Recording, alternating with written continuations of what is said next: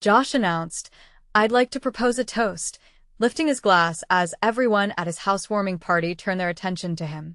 His eyes sparkled with excitement, a look I recognized from times when he was about to be the center of attention.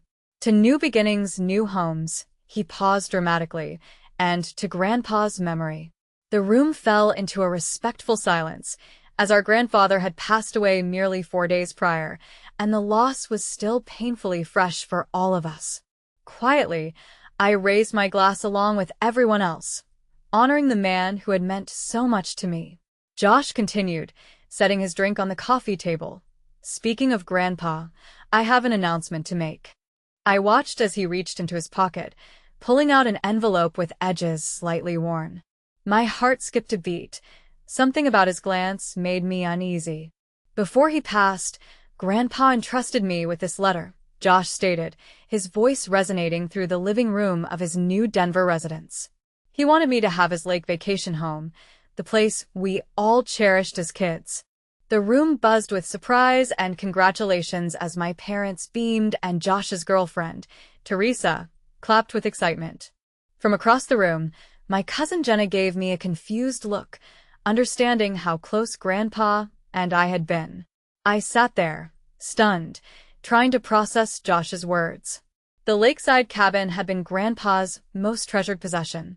I had spent nearly every weekend over the past 3 years helping him maintain it, listening to his stories, and simply being in his company.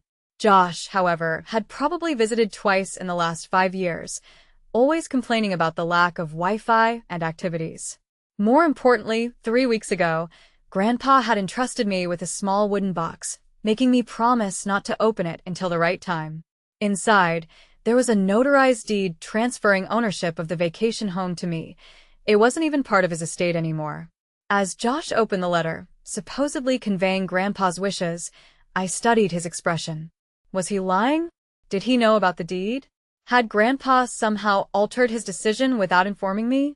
I forced a smile, saying, "That's great. Good for you, Josh," even though my mind was racing with questions. Needing to verify the documents in that wooden box, I quietly excused myself, claiming I needed the restroom, and slipped away from the gathering. Leaning against the bathroom door, I took a deep breath. The letter Josh displayed made no sense. Grandpa's handwriting had progressively worsened due to arthritis in his final months, but the signature I saw looked surprisingly smooth and assured. My phone buzzed with a text from Jenna. "You okay?" That was weird. Josh never even cared about the cabin. I quickly replied, "Need to check something at home. Can you cover for me?" "Say I got called into work." Within minutes, she made my exit excuses to the family, and I quietly left through the back door, while others continued congratulating Josh on his inheritance. The drive to my apartment felt surreal, with streetlights blurring as memories of Grandpa filled my mind, teaching me to fish off the dock, pointing out stars in the clear mountain sky, laughing at my futile attempts to skip stones. The vacation home wasn't merely property, it was where our most cherished memories resided. It was our sacred place where Grandpa taught me resilience, patience, and finding joy in simplicity. Josh had never shown interest in those lessons or the cabin. His announcement felt like a breach of something sacred. Once home, I went straight to the closet and retrieved the wooden box Grandpa had given me. It was his old cigar box, worn smooth with age, still carrying the cedar scent when opened. "Don't open this until you need to know the truth," he had told me, his eyes crinkling with that familiar wisdom suggesting he understood more than he was letting on. Hands trembling, I lifted the lid. Inside were several neatly folded documents, a sealed envelope with my name, and a small brass key I recognized instantly. It unlocked the antique roll-top desk in Grandpa's cabin study. I unfolded the top document and gasped, recognizing it as the notarized deed transferring ownership of the vacation home to me, dated 6 months ago. Alongside it was a letter in Grandpa's distinctly shaky handwriting. "My dearest Jules," it began. "By the time you read this, I'll likely be gone. I've decided to give you the cabin while I'm still alive to avoid complications. You're the only one who truly loved this place as I did. Your brother never showed interest except when using it to host parties in my absence." Tears blurred my vision as I read on.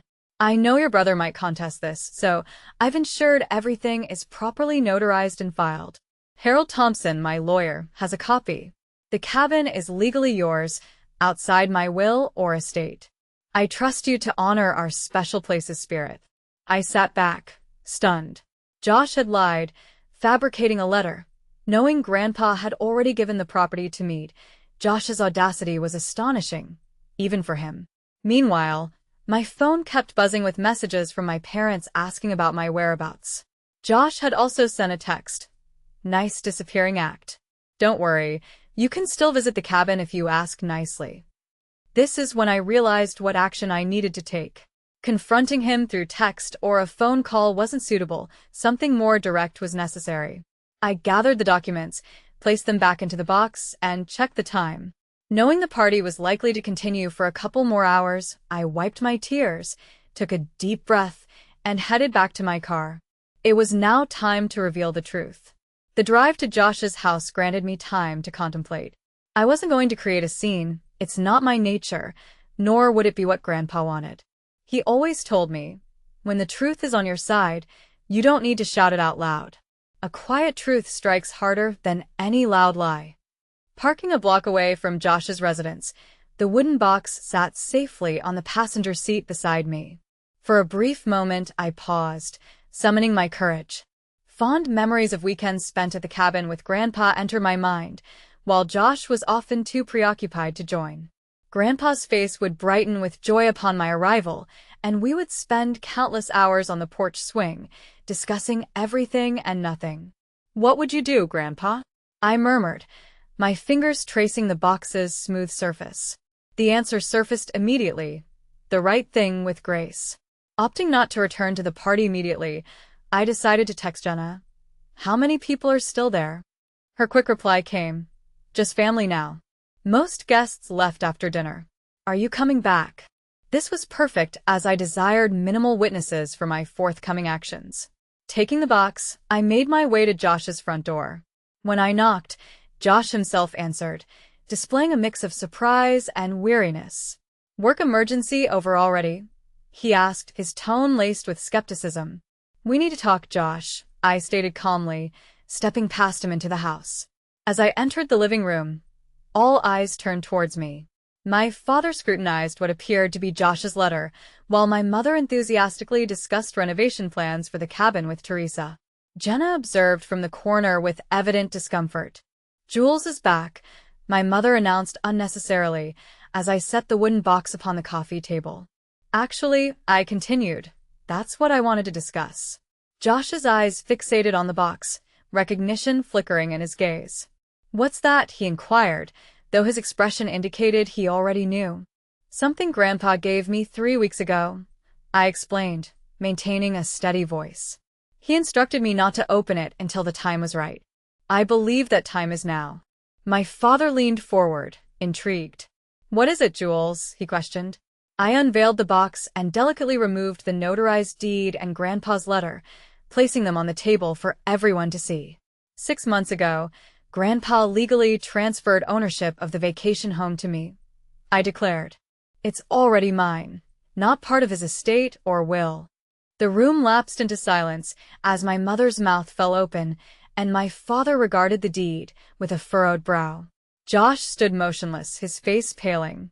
"This is notarized," my father verified, examining the document. "This is undoubtedly your grandfather's signature." "That's impossible," Josh eventually stammered. "Grandpa gave me the letter. He wanted me to have the cabin." "May I see that letter again?" I requested, extending my hand to my father. Handing it over, I positioned it beside Grandpa's handwritten letter for my box. The distinction was evident and stark. The handwriting on Josh's letter was a poor imitation, lacking the characteristic shakiness from Grandpa's arthritis. The signature was unnervingly perfect. "Josh," my mother gently queried, her voice just above a whisper, "did you forge this letter?" His silence was a sufficient response. Tense silence enveloped the room until Josh finally broke it, his voice a blend of defiance and desperation. "You don't understand," he insisted. "It's not fair. She gets everything." "Everything," I echoed, genuinely perplexed. What do you mean? You were always Grandpa's favorite, Josh accused, his words tumbling out like a ruptured dam. Always visiting him, always helping him, always the perfect grandchild. The rest of us barely had a look in. My father cleared his throat, visibly uneasy about the turn in conversation. Josh, regardless of how you feel, forging your grandfather's signature is a serious issue. Let me see those, my mother interjected, reaching for both letters. Comparing them side by side, her expression shifted from disbelief to disappointment. Oh, Josh, she sighed. How could you do this? Teresa stood slowly, her face ashen. I think I should go, she murmured, evading Josh's pleading gaze as she collected her purse and made her way to the door. Wait, Teresa, this isn't what it looks like, Josh called after her, but she was already gone, the front door closing firmly behind her. Silence settled over the room once more. Jenna caught my eye, offering a small, reassuring nod. She always saw through Josh's antics, even when our parents were blind to them, that I don't understand. My father finally remarked, turning to Josh. Why would you announce something like this without confirming it first? The will reading isn't scheduled until next week. Josh felt his face flush with both anger and embarrassment. I found out about the deed, he admitted. I visited Grandpa's lawyer last week to inquire about the estate, and Thompson mentioned that the cabin wouldn't be included because it had already been arranged. He couldn't divulge more because of client confidentiality, but I understood the implication. I just figured that if I announced it first, maybe what? My mother prompted. Maybe Jules would just let you have it? Maybe everyone would believe me instead of her for once. Josh snapped, his voice rising in frustration. Maybe I could keep something that meant so much to Grandpa, too. His words hung in the air, exposing a jealousy deeper than I realized. Despite everything, I felt a twinge of sympathy. Had he truly felt so excluded from Grandpa's life? Josh, I said quietly, Grandpa invited you to the cabin many times. You said you were too busy. Because I felt like an intruder, he retorted. By the time I realized what I was missing, it was too late. You two shared a special bond, inside jokes, traditions. There was no place for me. My father shook his head, disappointment on his face. That doesn't justify lying to the whole family, son. Josh collapsed into a chair, the fight seemingly draining out of him.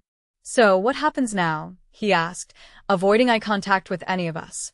You've made your point, Jules. You win. This isn't about winning, I replied, thinking of Grandpa and what he would want. Despite the deception, Josh was still my brother and Grandpa loved him in his own way. I reached into the wooden box and retrieved something I hadn't yet mentioned, an envelope sealed with Josh's name, written in Grandpa's handwriting. He left something for you, too, I said, handing it to Josh.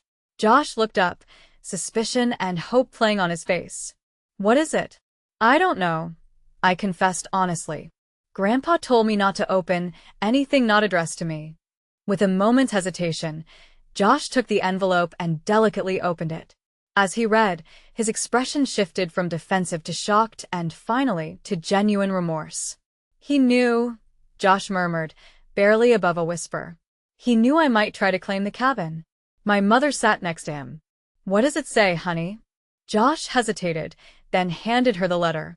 Read it, he said. Everyone should hear it.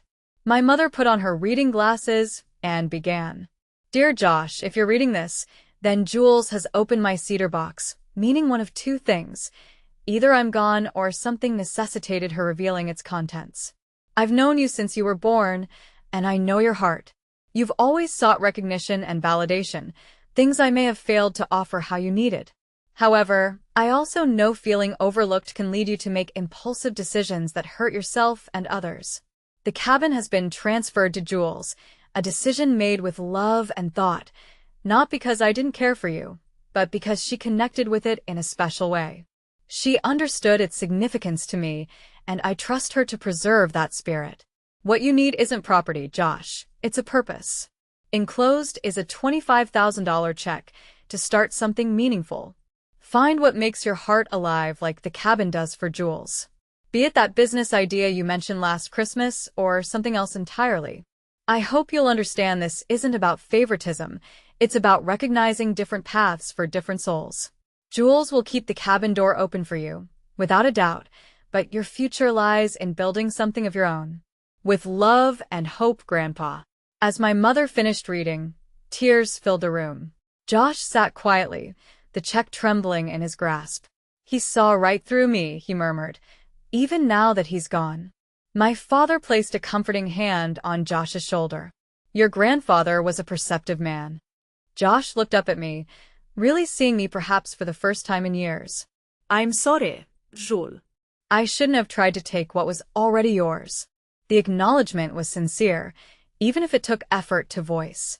I nodded, not ready to fully forgive, but recognizing his apology.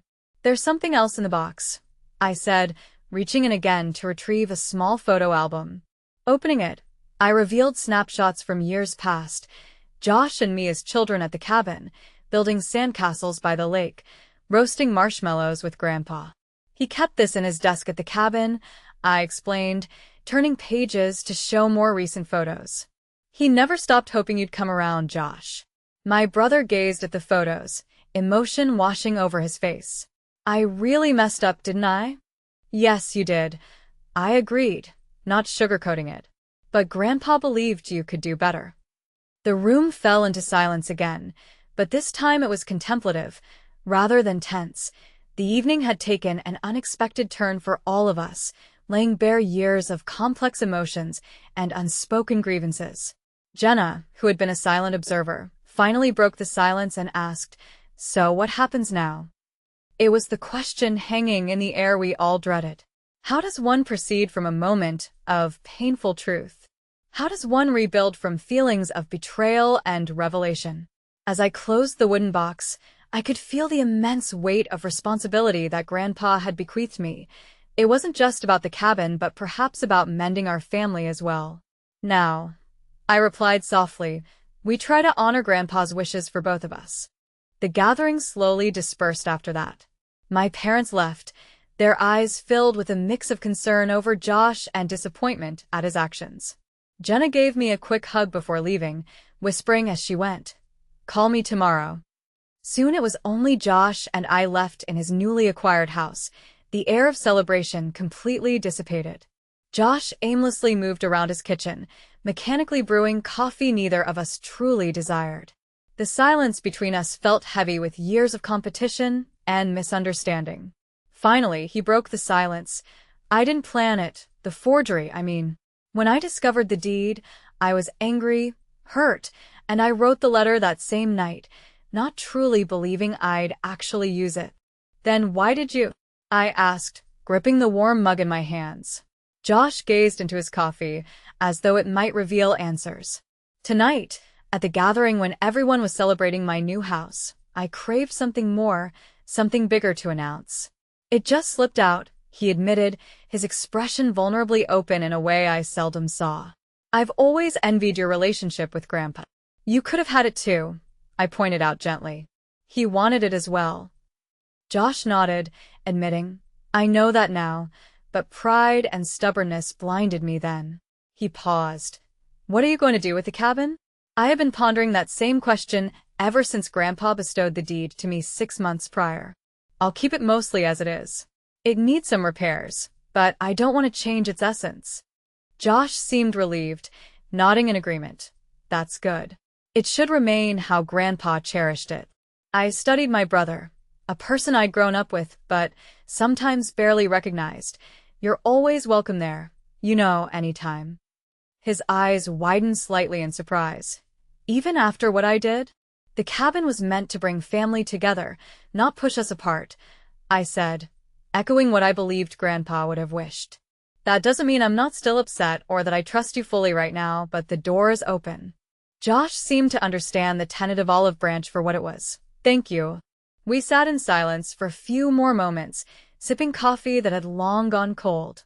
The night had been both emotionally and physically draining, and there was still a lot to process. I should go, I finally said, standing up. It's been a long night.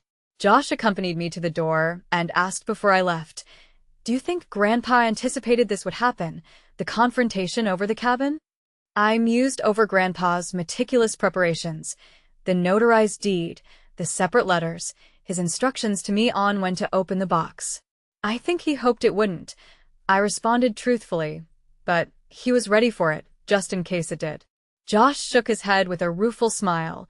He was always 3 steps ahead of everyone. That he was, I agreed, driving home with the wooden box settled securely on the passenger seat beside me. Once more, I felt a strange mixture of emotions: sadness over the night's pain, relief that the truth had emerged, and a tentative hope that maybe, just maybe, this could mark a turning point for Josh and me. The cabin keys felt weighty in my pocket, not just metal but a burden of responsibility and memory. Grandpa had entrusted me with something precious, and I intended to honor that trust. But perhaps there was a place for Josh within that picture too, if he was willing to meet me halfway. I resolved to drive up to the cabin the next day, sit on the porch swing, watch the changing light over the water, and maybe feel Grandpa's presence guiding us toward healing even in his absence. The cabin appeared just as I remembered it: weathered cedar siding, emerald green shutters, the wide porch wrapping around 3 sides of the structure. As I entered the gravel driveway, the early morning sun cast long shadows through the pines, creating playful patterns on the ground that seemed to welcome me home.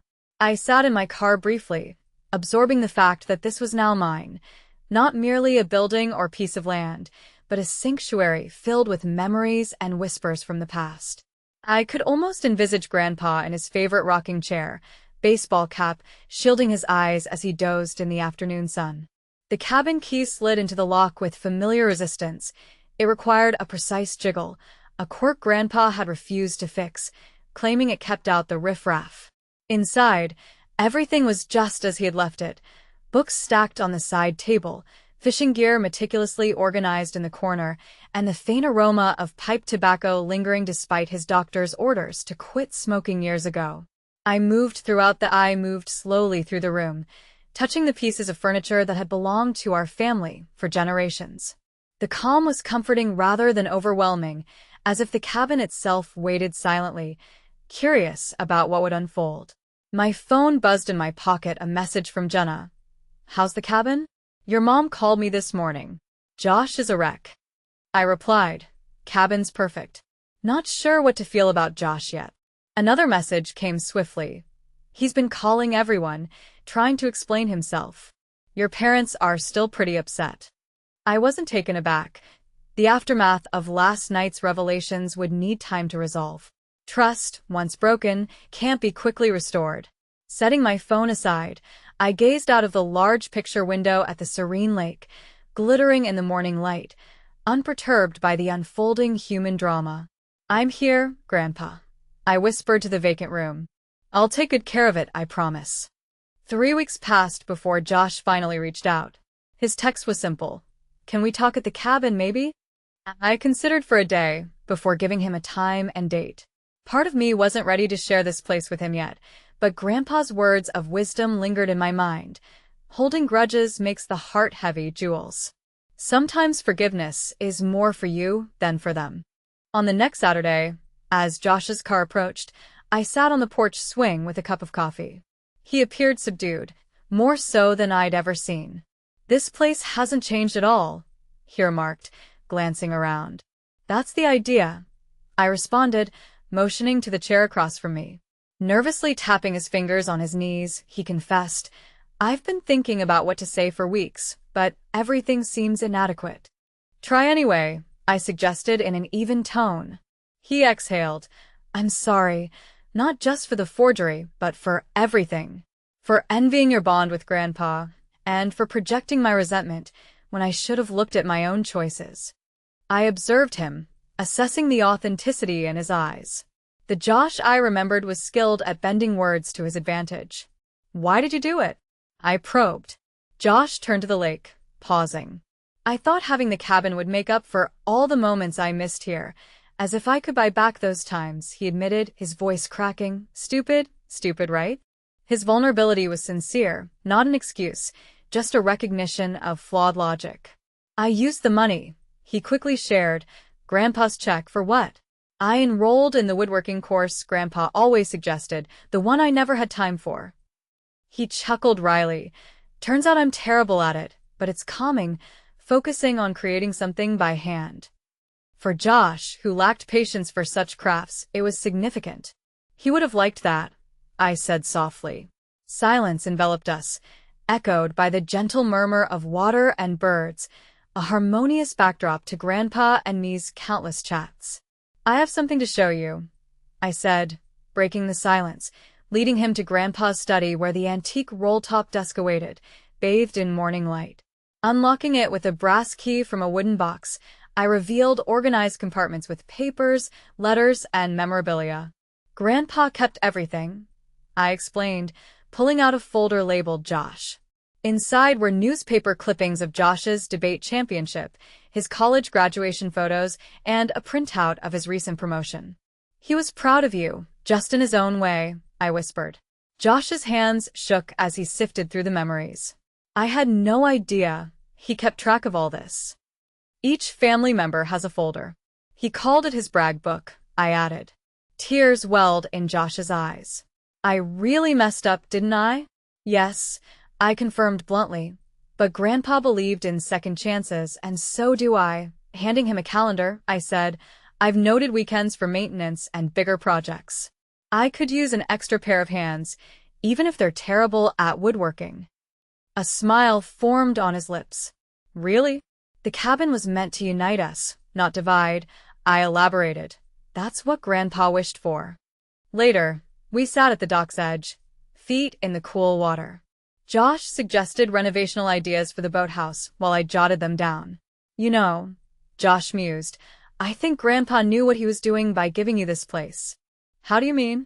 You didn't just inherit a cabin. You inherited his role, keeping the family tethered to vital things. As the sun set behind the mountains, casting golden reflections on the lake, I realized Grandpa offered me more than property, a chance to heal old wounds and forge new ties, beginning with a brother almost lost to resentment and pride.